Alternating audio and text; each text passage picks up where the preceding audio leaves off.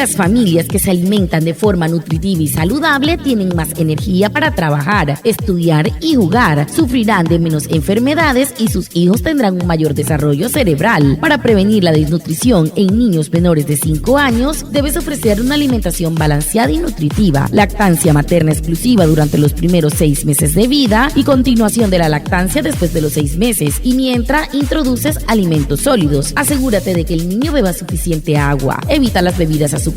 y el jugo en exceso. Realiza chequeos periódicos con el pediatra para monitorear el crecimiento y asegúrate que los alimentos estén bien cocidos y preparados en condiciones higiénicas para prevenir enfermedades. Tener al día su esquema de vacunación es fundamental para prevenir la desnutrición. Un mensaje de la EPSI a Wayuu. Ya kana Wayuu kana shi kan anare nikoi anash anai muriu kana karakua pa shaikta shi kore hiya shi waraikta shwatari kas te ko tania no shoin prowanal na te pitch kana rumauri ya anene ki rupna man ke pangsa de nikoi hutuma ho uyo iwaina maya shemeri wan hinte hinai mente pai piru kat kashi he has anai tinkoi wane pir lata pai piru kat kashi nori pangsa to nikoi ana to nikoi o tamsi hasira nia woi wane pia hai no hikira interaikul ai kan katulup na tientat katon hot ke posias kariro nya hasira te kasa aina ka ta hai ka hiya kan no hiten tin su karwai masaka he has kota tin makuna kan nai he has ni rehen hachin ai piro